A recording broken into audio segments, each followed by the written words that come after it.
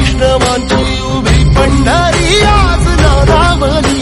तुझे नाव ओठी तुझे रूप ध्यानी जीवाला तुझी आस लागली